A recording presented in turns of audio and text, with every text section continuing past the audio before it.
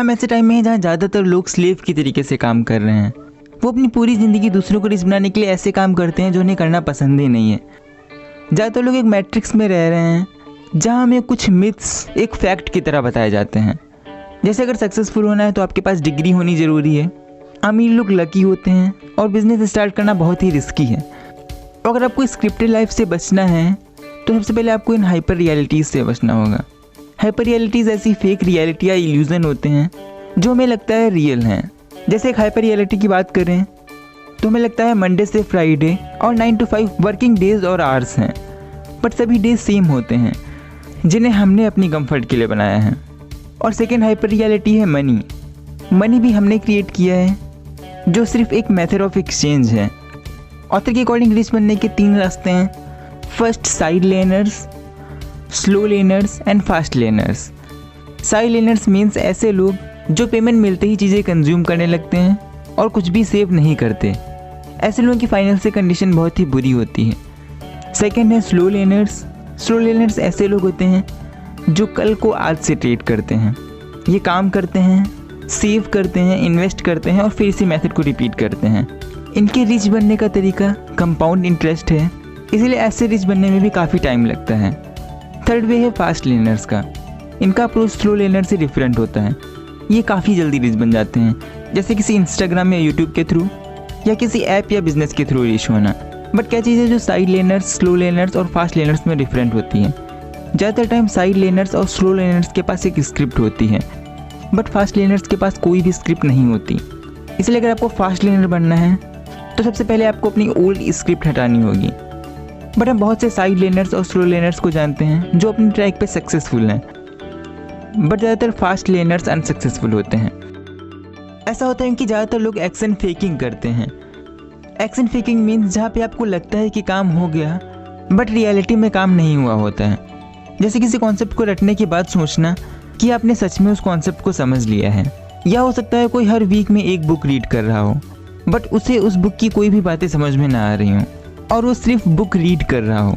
But जब बात हम स्क्रिप्टेड पाथ की करते हैं, जैसे किसी डिग्री का लेना, तो फिर भी चांसेस हैं कि आप रट के और एक्शन फेकिंग करके डिग्री पा जाएं।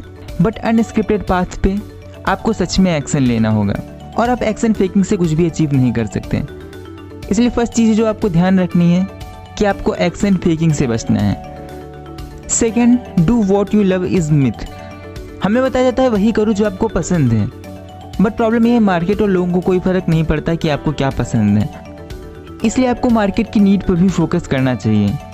जैसे हो सकता है आपको पिज़्ज़ा या बर्गर बनाना पसंद हो और आप बेस्ट पिज़्ज़ा या बर्गर बनाते भी हों, बट इन्हें बनाने में जो स्किल लगेंगी और इनसे बिजनेस क्रिएट करने में जो स्किल लगेंगी वो दोनों ही डिफरेंट होंगी। इसलिए सक्सेसफुल होने के लिए आपको वो काम भी करना होगा जो आपको नहीं पसंद। हो सकता है आपको रूम साफ़ करना ना पसंद हो, बट फिर भी आप उसे एंजॉयमेंट के साथ कर सकते हैं। इसलिए किसी काम को एंजॉयमेंट के साथ करना और वो काम करना जिसे आप एंजॉय करते हैं, इन दोनों में ही डिफरेंस है। Third, be a producer not consumer. हमें हाइपर रियलिटीज़ के थ्रू बताया जाता है कि कंज्यूमर बनना ज़्यादा ऑसम है। हर एड में दिखाया जाता है कि अगर आप उनके प्रोडक्ट कंज्यूम करेंगे तो आपकी लाइफ बहुत ही अच्छी हो जाएगी। बट ज़्यादातर साइड लेनर्स फाइनेंशियली स्ट्रगल करते हैं क्योंकि उनके कंज्यूम करने का रेशियो बहुत ही ज़्यादा होता है। इसलिए सिर्फ कंज्यूम ना करें, वैल्यू भी प्रोड्यूस करें। जरूरी नहीं आप फिजिकल प्रोडक्ट बना करके ही वैल्यू प्रोड्यूस कर सकते हैं। आप यूट्यूब या ब्लॉग के थ्रू भी ऐसा कर सकते हैं। जैसे कई लोगों को बुक रीड करना नहीं पसंद होता है और मैं वैसे भी हर वीक एक बुक पढ़ता हूँ, तो मैंने उससे रिलेटेड बुक समरी प्रोड्यूस करना शुरू किया। इसी तरह आप भी जिस स्किल में अच्छे हैं उससे रिलेटेड कुछ प्रोड्यूस कर सकते हैं। अगर आपकी मैथ्स अच्छी है या आपको कंप्यूटर का नॉलेज है या कोई भी ऐसी स्किल है जिसमें आप अच्छे हैं, तो उससे रिलेटेड लोगों को वैल्यू प्रोवाइड कर सकते हैं। Fourth, the shortcut scam. कई लोग एक्टर्स को देख के बोलते हैं कि उन्होंने अचानक से एक ब्लॉकबस्टर मूवी बना दी, या कोई यूट्यूबर अचानक से फेमस हो गया और किसी आर्टिस्ट ने कम मेहनत में एक्स्ट्राऑर्डिनरी आर्ट बना दी। बट ये ट्रुथ नहीं है। एक्स्ट्राऑर्डिनरी रिजल्ट पाने का तरीका है एक्स्ट्राऑर्डिनरी एफर्ट्स।